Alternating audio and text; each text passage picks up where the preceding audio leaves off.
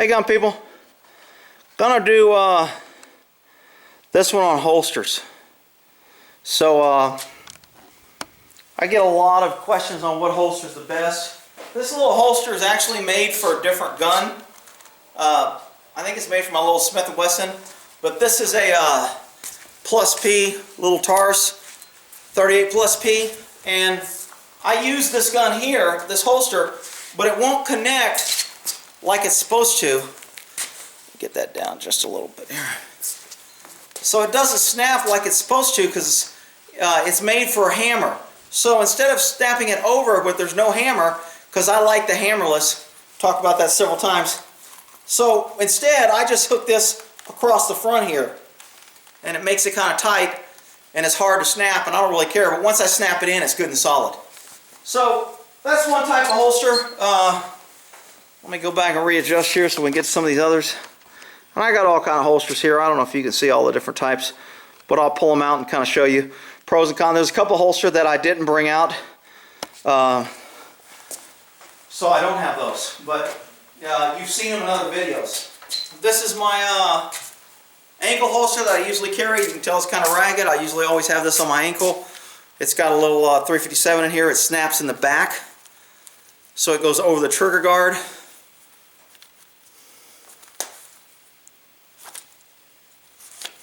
So that's one of the ankle holsters. I thought I had a couple other ankle holsters over there. Here's a couple other ankle holsters. Again, this one has a little snap on it. The Velcro, it's a little bit bigger than the other one. It's probably a little bit more comfortable.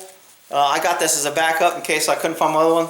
This is my older one that I carried when I was a cop all the time, so it's kind of pretty ratty. You can tell it's been through a lot of miles.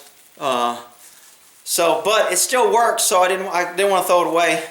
And I think this is called the Renegade, is this type of ankle holster, and I kind of like that. This one, I don't know what it's called. So this is a leg holster. When we were carrying tactics, we had our vest on or whatever. I'm going to zoom this out since I think it'll just be better if I keep bringing this forward and showing you. So this is a leg holster, and it's got two little straps, so it goes along your leg. Then you hook this to your belt up here. It's got a, they call it a quick release, tactical release. You just press down on this and you push forward and it goes down pretty quick. Problem with this is it fits my Glock 40. It doesn't fit my, we carried 40 caliber, and I've got 45s now, so my 45 won't fit in here. So I got to sell this. It's a $160 holster. You know, I want 50 bucks for it. I need to find somebody. I need to put it on Facebook or something. Somebody who's got a Glock 40 will want it, or Glock 9. A Glock 9 will fit in here also.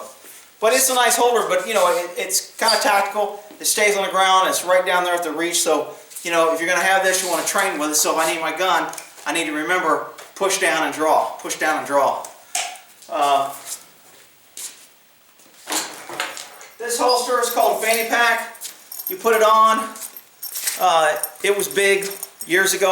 I don't know if they're still big, because most crooks kind of figured out if you had one of these, you were either gay. Oh my God, he said gay. You were either gay or you carried a purse, so therefore you probably were a cop and you had a gun. So you unzip it, you pull these little strings, and then it just rips open, and then there's your holster with your little gun. So you can adjust it to draw on either side. You have your gun, etc. So when it's closed, it looks like you have a if I was in a contact situation, when you pull straight down, it just unzips it and your gun's available. And then most cops would put right here, they'd put their badge. So when you flipped it open, they would see that you're a cop and your badge is there, and then you draw your gun. Little fanny pack, they're handy, especially in the summer when it's hot. You got shorts on, you can't really conceal or hide a gun. If you got a fanny pack, it gives you a place to have your wallet, your ID, and you can get to your gun quick. Called more of a pancake style holster. It's got no restraint. It just sits in there. Makes it easy to quick draw. I don't have to worry about any snaps. Don't have to worry about any safeties. I just draw it. So it holds it. When you put your belt on it, it kind of wraps around. It makes the shape of the gun. Holds the gun against you, and you can put it like that. So this is no snap, no restraint. Some people will say this is a dangerous holster. You may drop your gun, and you know what? Depending on the gun, depending on how it fits, whether or not it would come out. I mean, I think you lose a gun anyway. This is the same style type holster. Put your belt through here, except this one has a snap, so it's going to hold your gun in. This would probably be called like a single retention. I don't know if they would call this a level 1. Level 2 may be 2 things. Level 3 is 3 things. So those are a couple different types of holsters. I'm trying to keep them to where they're out of my way here. This is the old Starsky and Hutch crap shit that was cool at one time. You put this over here, then you strap this around here. Shit. Anyway, so your holster was here. This was okay. The problem is it goes underneath here, so your gun's facing this way. On most shoulder holsters, when it's hanging on here, you reach and you draw forward. The problem with that is anybody can come up. It's very easy for them to reach forward and grab your gun in the shoulder holster. This has a little snap here, restraint, so you couldn't draw it, but it wasn't really the best. But you know what? It held a gun. It kept it off your hips. If you were wearing a suit or tie, you know, a suit belt doesn't hold a holster and a gun that well. So a shoulder holster, if you're working behind a desk, has its place.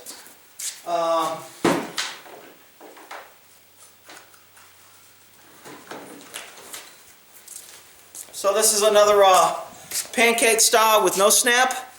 Kind of just a variation of the other one. This is more of a form-fitted pancake style, so it's made for, I think this is made for my Springfield 1911. So it actually fits that gun perfectly and it holds it in really tight. Just throw those on the ground. This one, I'm not sure what it is. I like this one because it's hard plastic. It's made to go on your duty belt or on a regular belt. It's got no snap. It's got a retention screw. So as I tighten these screws, it squeezes this and it makes it hold the gun. So if, how tight I want the gun and how hard I want to be able to pull it, I can adjust that with these tension screws. This is called a paddle holster, so I don't have to wear a belt. Basically, I just slide my pants right in between here, and it sits like that. So now this goes inside. It's made of suede, and the holster's on the outside. So I can just slide that in my pants. These are kind of handy because you don't need a belt. So if I don't wear a belt, I can wear this. And I think it's for my little Smith 5-shot K-frame, whatever, J-frame, whatever the little frame is. I can't remember all my damn guns, but anyway, paddle holsters are kind of nice. I kind of like them because you don't need a belt. The problem with some paddle holsters is that they're not made correctly to where they fit. They're not suede to where they stick. Sometimes you'll pull it out and you'll pull the whole holster out. So it's happened more than once. Then you got to shake the holster off to get your gun, which isn't a crisis if you're carrying concealed. Nobody's going to know you're going for a gun, and hopefully they don't know it till you're pointing at it and you're squeezing the trigger. But that's one of the downsides to paddle guns. This one's on the belt.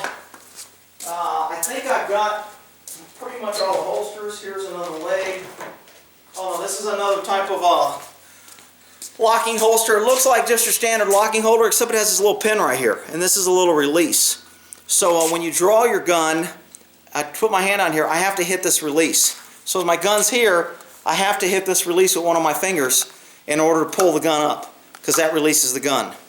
Some people like it. If you practice with it, okay. I mean, when I was practicing with it, it didn't bother me. When I don't practice with it, I think I have one video out there where I try to get my gun out in a hurry and I forget to do that, and my gun's stuck. So this would be a little bit higher level retention holster, because if I was open and carry and somebody tried to get my gun, if they didn't know to press that before they pulled, my gun wouldn't come out of the holster and be stuck to my belt. My gun would still be there. Hi, Moki, what are you doing? What are you doing over there, boy? Another paddle holster with a snap. I think it's from my old H&K. The problem with holsters, a lot of them are made specifically for guns, and not all guns will fit. So you have to figure out which gun fits, and that's why you end up with so many holsters if you got a lot of different guns. I used to be a big H&K guy, carried H&K. This is a, looks like a leg holster. I'm not sure how, there it is. So this is just like the other holster a little bit, except it's got a snap, but it's also made for the leg. So you put this over your belt, then you wrap this around your leg, and now you have a carry on the leg holster, and it's got a snap. And this was a newer, or you know, first generation of leg holsters, you might say. All right, what other holsters we got over here? I think I covered them all. There's a whole damn bag of holsters. Shit. Back when they, remember I used to carry revolvers before they had automatics. So this was a rig, which is a little bit nicer rig. You're going to pay more for it. It's got some shoulder straps. It's got a rear strap in the back. On one side, it's got for my 38 that I carry. On this side, it's got my extra rounds, which I probably still have in there. That I wonder if these are 357. They look like rusted old 38s because I ain't had this damn thing out I don't know how long. Shit, this thing's got to be back from the 70s or 80s. So on this one, it's a shoulder holster. Again, same thing. You reach across to grab your gun, you unsnap it, and on the other side it had this, and this is called a strap belt, so I could slide this through my belt, and it held it down so it didn't flop, which kind of make it nice because when you're running with this, it kind of flops. But if you're wearing a shoulder holster, you're normally working with a suit and tie. You're not really out there planning on chasing somebody, but you never know when that's just going to happen. This holster is just another variation of the of a shoulder holster. I could switch it out for a different gun. This one can be switched out for different ammo. And there's my straps. So, and there was a couple other holsters that I didn't have because I just brought out too damn many holsters. So anyway, those are holsters. I get kind of which one's better, which one's the best. You know what? Whatever you're comfortable with. Again, if nobody knows you're carrying, I don't like any obstruction. This gun has a little snap, but if I don't snap it, my gun's good in here. So I don't really even need to snap this. But if I want it really secure, I can snap it and then it won't come out. But even, I mean, I've got to pull it out in order to get it out, even when it's not snapped. So unless you're playing around running, chasing people, I mean, any holster that's going to be there, most of us just get in and out of our car, walk in and out of a building or walk around. So it's not like we're running around worried about losing our gun. I got that one crazy cop story where we come out eating dinner and we end up chasing that guy and I dropped my gun in San Francisco. But I mean, you know, if you're not chasing people and you're not doing that, then you know what? As long as your holster holds your gun, I mean, this gun right here, I'll slip it in my back pocket. And it'll just sit back there. As long as it's covered up, nobody will know I have a gun. If I need it, I can pull it out. So, again, I like not having a hammer. I say this in a lot of videos. If it was up to me and anybody asks them what gun I should buy, I'd tell them to buy one of these. They're simple. They're non-moving parts. They're not automatic. You get a Plus P or a 357. It's very powerful. It's very reliable. You don't have to worry about doing anything. All you got to do is remember pull the trigger and it shoots. It's for close up, that 5-yard distance lunging where most shootings happen. And, hi Moki, what are you doing? Come here, I always get requests from people to see little Moki. People like little Moki.